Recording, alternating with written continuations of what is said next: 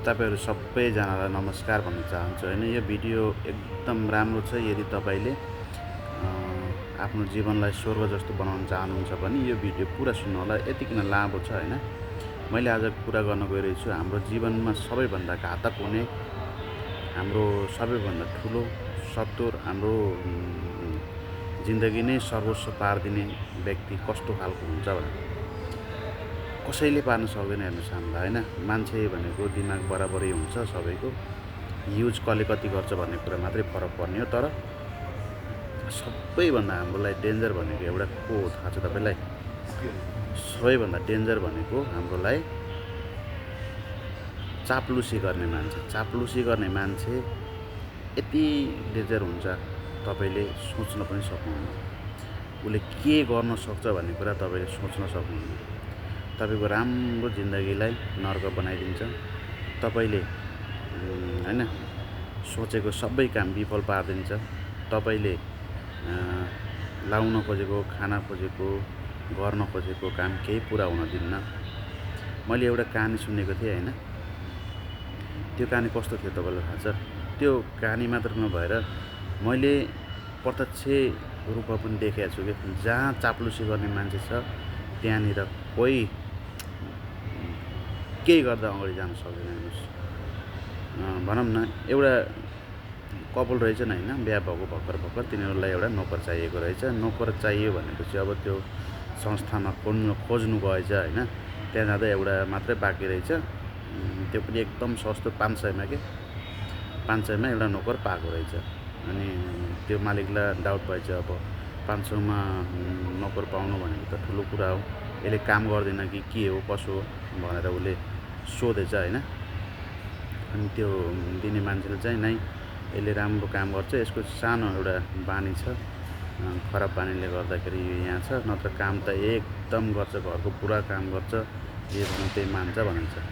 अनि के बानी हो त्यस्तो भन्दाखेरि यताको कुरा उता, उताको कुरा उता गर्ने बानी छ, त्यही चाप्लुसी गर्ने बानी छ, नत्र एकदम राम्रो छ भनिन्छ। अब त्यो बिचारा त्यो मालिकले चाहिँ के गरेछ भने, अब चाप्लुसी त कसलाई गर्नु, हामी त बुढाबुढी मात्रै छौँ हैन। बुढाबुढी मात्रै भएपछि त उसले कसित चाप्लुसी गर्नु, कसको चाप्लुसी कसैसित गर्नु भनेर लिएर गएछ। लिएर गइसकेपछि 4-5 महिना यस्तै चलिरहेछ हैन। काम चाहिँ गरेछ, राम्रै काम गरेको हैन, सबै कुरा राम्रै हुँदै गएको रहेछ। एक दिन के भएछ, अब त्यो चाप्लुसी गर्ने बानी लागेको मान्छे त अब पागल भइसक्यो, चाप्लुसी गर्नु पाएको छैन।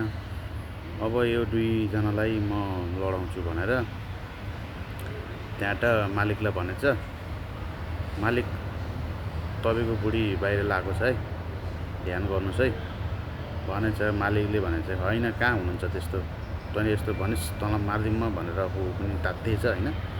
भरे मलाई केही गर्नु पर्दैन, तपाईले भरे हेर्नुस्, तपाईलाई तपाईको बुढी मार्न आउँछ, अनि त्यसपछि भन्नु होला।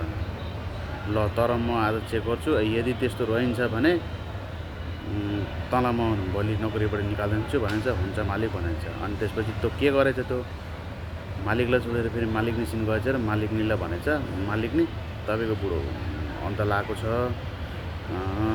त्यो एकदमै पक्का कुरा हो, नबताए तपाईले चेक गर्नुस् हैन भन्दा उसले पनि अब आफ्नो बुढोलाई त विश्वास गर्ने भयो नि त। अब ऊ एकदम रिसाएछ हैन, यो हुनै सक्दैन, यस्तो कसरी हुन्छ भनेर ऊ पनि चिच्चाएछ, कराएछ।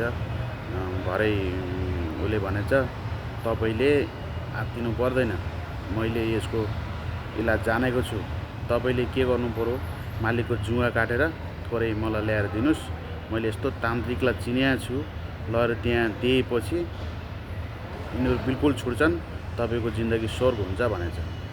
अब त्यति भनिसकेपछि उसले पनि मान्ने कुरा भयो। ल त्यहाँबाट अब भरै ल्याएर दिनुस्, सुतेको बेला यतिकिन काटेर म बनाइदिन्छु भनेछ।